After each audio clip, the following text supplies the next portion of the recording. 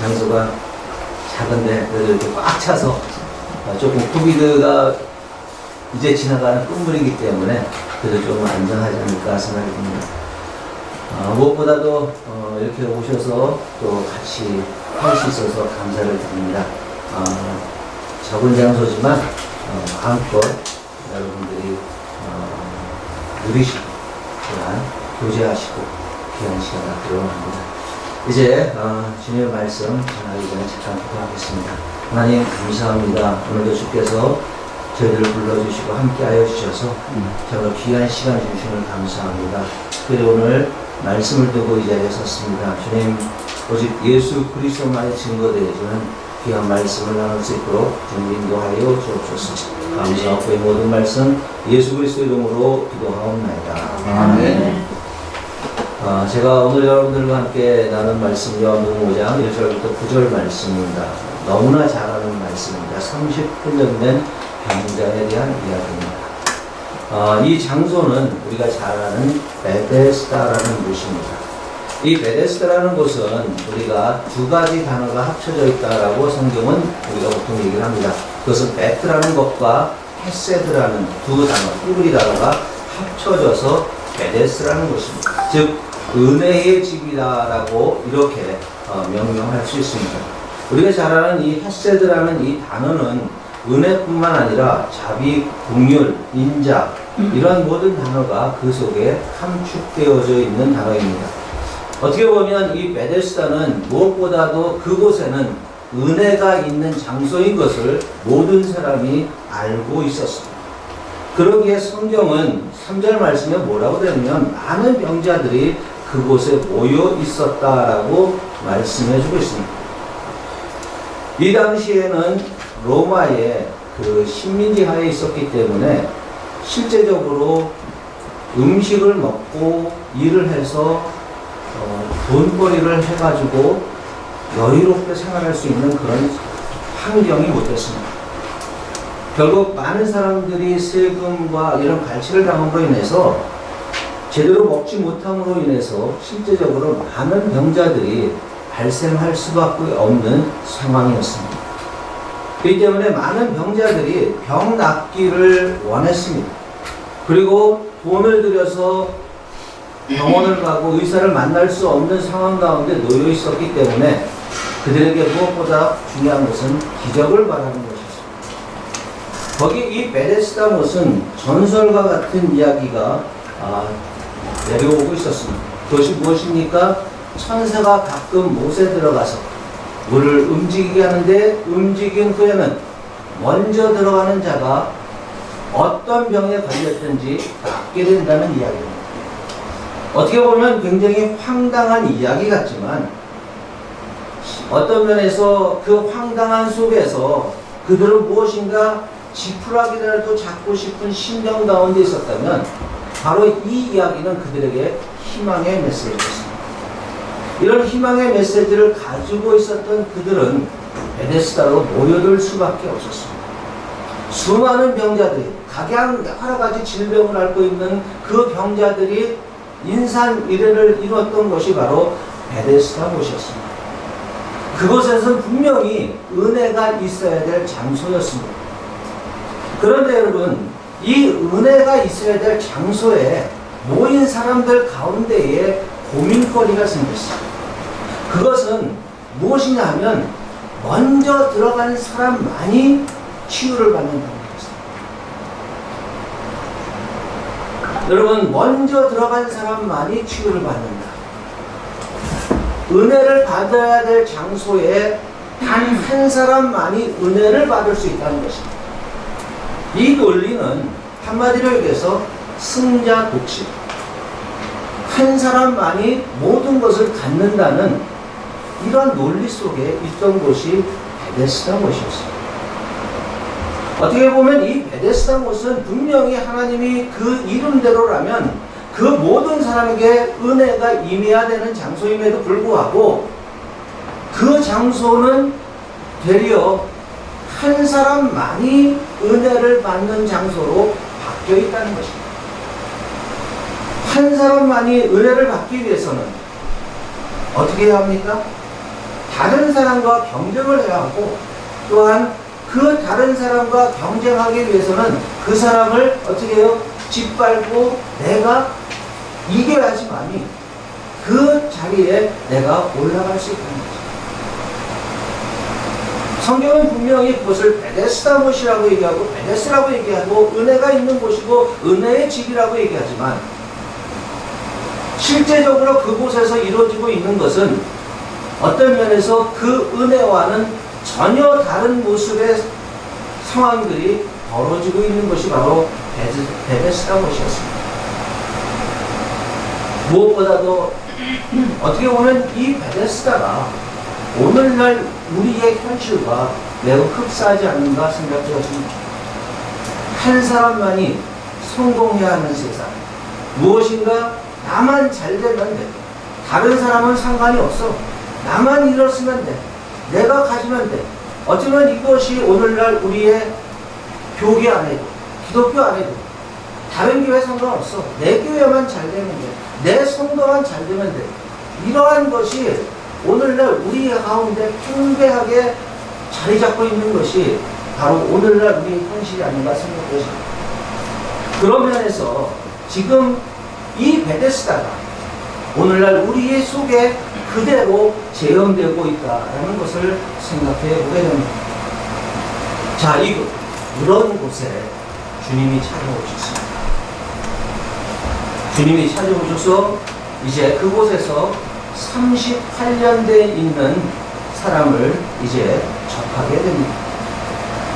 자, 이제 38년 된 이 병자를 만나게 되는데, 이 병자를 만났을 때에 그 병자는 어떻게 보면 38년이라는 세월은요, 그 당시의 수명으로 봤을 때는 보통 잘 살아야 한 50, 그 정도뿐이 못 살았습니다.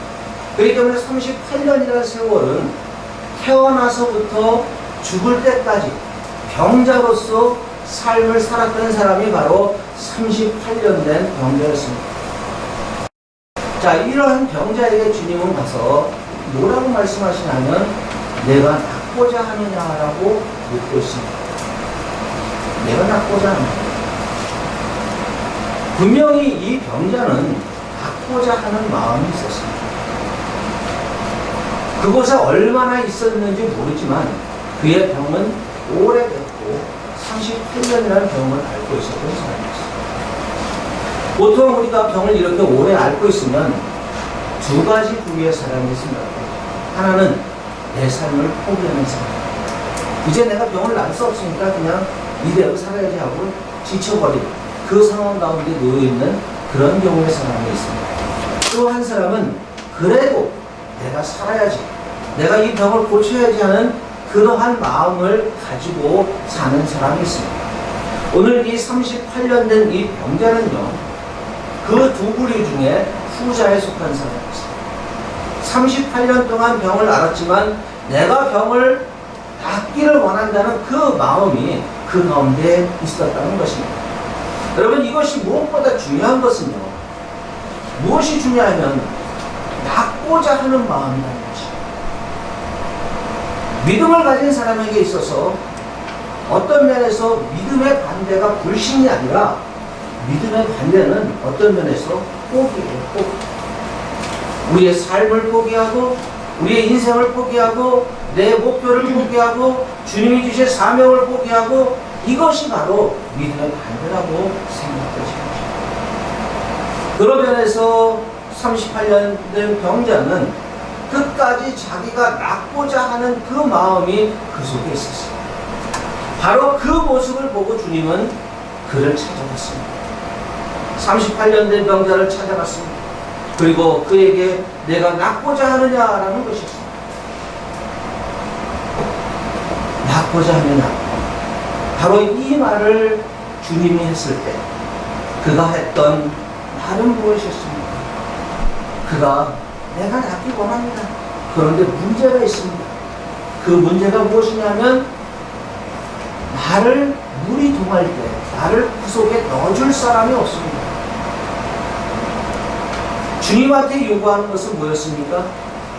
나를 물 속에 대신 넣어주기 원합니다라는 것이 어떤 면에서 38년 된 병자가 원했던 것이었어요. 근데 주님은요, 그 물속에 넣어주는 것이 아니라 뭐예요? 뭐라고 얘기합니까? 내 자리를, 일어나 내 자리를 들고 걸어가라고 명령하십니다. 우리는 이 명령 속에서 어떻게 보면 그 답을 찾을 수 있다는 것입니다. 여러분, 주님은요, 우리의 요구보다 더 큰 것으로 우리에게 부어주십니다.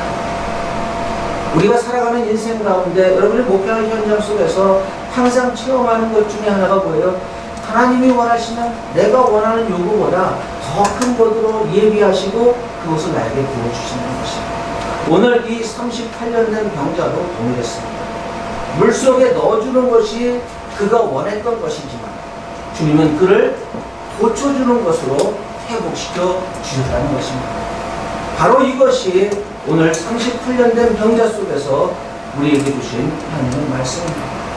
단어 우리의 환경의 문제를, 근데 우리는 여기서 발견할 수 있는 것은 어떤 면에서 이것은 육적인 문제였어요. 육적인 질병이었어요. 그런데 여기서 중요한 사실은 우리에게 있어서 그 모든 병을 치료해 주시는 하나님은 그 모든 원인의 중심이 영적일 수 있다는 사실을 우리는 잊지 말아야 하는 것입니다. 환경의 문제, 내 육체적인 질병, 또 내 주위에서 일어나는 모든 것들이 어떤 면에서 그것이 육적일 수 있고 환경적일 수 있지만 그 원인의 중심 속에는 영적인 것이 작용할 수 있다는 것입니다. 오늘 이 38년 된 병자를 향해서 주님이 첫 번째 요구했던 것이 뭐예요? 일어나는 것입니다. 일어나는 것입니다. 여러분, 38년 동안 누워있었던 사람이 한순간에 일어나는 것은 도저히 불가능한 것입니다. 주님은 그렇지만 그에게 명령합니다. 너 일어나라. 어떻게 보면 웨이크업, 깨어나라는 것입니다. 오늘날 우리는 코비드로 인해서 또한 목회 환경으로 인해서 주위의 환경으로 인해서 그냥 그 자리에 머물러 있을 수 있습니다. 어떻게 보면 38년 된 병자의 모습과 같이 그냥 그 자리에 그냥 안주할 수도 있습니다. 주님은 우리에게 말씀하십니다. 내로 일어나라는 것입니다. 웨이크업, 깨어나라는 것입니다. 이제 우리는 앉아있는 것이 아니라 주님의 명령을 따라서 깨어나는 것입니다. 여러분, 깨어날 때 어떤 역사가 나타나는지 아십니까? 부흥의 역사가 나타나는 것입니다. 우리 가운데 부어주신 하나님의 은혜가 들어온다는 것입니다. 두 번째로 무엇입니까? 내 자리를 들어라는 것입니다. 픽업하라는 것입니다. 38년 된 병자가 가지고 있었던 그 자리는 한마디로 얘기해서 허접한 것입니다. 쓸모없는 것입니다. 어떤 면에서 38년 동안 누워있다가 그 자리를 굳이 가져갈 이유가 없었어요. 그럼에도 불구하고 주님은 그에게 명령합니다. 그 자리를 들고 가는 것입니다. 어떻게 보면 이 두 가지 의미가 그 속에 담겨 있지 않을까 생각합니다. 하나는 뭐냐 하면 그 자리는 어떤 면에서 38년 동안 누워있었던 그 병자가 일어나서 들기에는 어떤 면에서 매우 힘든 일일 수 있습니다. 여러분 한번 생각해 보세요. 내가 아파서 일주일 동안 병원에 있고 한 달 동안 병원에 누워있다가 다시 이제 퇴원해서 나가면 제대로 걸을 수 있겠습니까? 걷지도 못합니다. 근데 그게 횟수가 38년이에요. 근데 그 자가 일어나서 자기가 누웠던 짐을 들고 간다는 것은 거의 불가능한 것입니다. 그럼에도 불구하고 주님은 그것을 들고 가는 것이었어요. 왜요? 그것이 뭐예요? 말씀에 순종하는 것입니다. 주님의 말씀에 순종할 때 역사가 일어나는 것입니다. 주님의 명령은요, 우리가 목숨을 걸고 지켜야 하는 것이 주님의 명령입니다. 그리고 마지막으로 주님은 얘기합니다. 걸어가라. 여기서 이 걸어가라는 것은 현재형입니다. 다시 얘기해서 계속해서 걸어가는 것이. 그냥 일시적으로 기적을 경험하고 몇 발짝 걸어가고, 우리가 집회 가면, 신유 집회 가면 막 걸어요. 사람들이 막 순간적으로 걸어가요. 근데 그 사람이 진짜로 평생 회복되어서 걷느냐? 그건 퀘스천이라는 것이죠. 근데 오늘 이 본문 속에 나와 있는 이 걸어가라는 이것은 바로 계속해서 걸어가는 것이죠. 믿음을 가진 자는 어떻게 합니까? 주님과 함께 끊임없이 전진해 가야 되는 것이죠. 여러분, 우리말 중에 부르는 노래는 이끼가 끼지 않는다고 했습니다. 끊임없이 움직일 때 그 움직임을 통해서 이끼가 안 끼는 것이에요. 다시 얘기해서 우리의 믿음도 멈춰있고 그 자리에 있다면 그 믿음은 결국 퇴보하는 믿음이 될 수밖에 없습니다. 그러므로 우리에게 있어서 무엇보다 주님은 명령하십니다. 뭐예요? 예로, 그리고 피고, 그리고 걸어가는 것이에요. 이것이 바로 오늘날 우리 그리스도인들, 특히 목회자들이 코비드라는 이 환경 가운데, 또 인데믹, 어쩌면 인플레이션으로 인해서 많은 어려운 가운데 있는 우리에게, 주님은 우리에게 너희들 환경 보지 마. 네가 은혜를 구하는 그 장소에 있다고 해서 거기에 안주하지 마. 무엇보다 더 중요한 것은 무엇이냐면 그 자리를 진짜 은혜의 자리로 나가는 것이 바로 주님이 원하시는 것입니다. 여러분, 은혜의 자리가 어딘지 아십니까? 은혜의 자리는요, 베데스다 못이 은혜의 자리라는 이름을 갖고 있지만 진짜 은혜는 주님이 함께하는 것입니다. 아멘. 주님이 함께하는 곳, 주님이 있는 그곳, 그것이 은혜의 자리요, 주님이 함께하는 그 시간이 은혜의 때라는 것입니다. 그러나 여러분, 무엇보다 중요한 것은 우리가 주님과 동행하며 주님과 함께 묵게 할 때 하나님이 우리에게 은혜를 바로 그것이 은혜가 있는 장소입니다. 어디를 가든지 어떠한 환경 속에 있든지 주님이 나와 함께 한다면 그것이 바로 은혜의 장소가 되어질 수 있다는 것입니다. 그러므로 여러분, 우리가 오늘 주님이 38년 병자에게 했던 말씀처럼 일어나라, 내 자리를 들고 걸어가라는 이 명령, 그 명령에 저와 여러분이 순종하는 그 은혜가 있기를 주의 이름으로 축복합니다. 아멘. 시간 잠깐 같이 기도하겠습니다. 하나님 감사합니다. 오늘도 주의 은혜 가운데 저희들을 불러주시고 38년 된 병자의 모습이 오늘 우리의 목회하는 현장 속에서 우리의 모습이 아닌가 생각되었습니다. 주님, 이 시간을 통해서 다시 한번 우리가 일어나 내 자리를 들고 걸어가는 귀한 은혜가 있기를 간절히 바라고 나오는 주님 함께하여 주옵소서. 감사하고 이 모든 말씀 예수 그리스도 이름으로 기도하옵나이다. 아멘.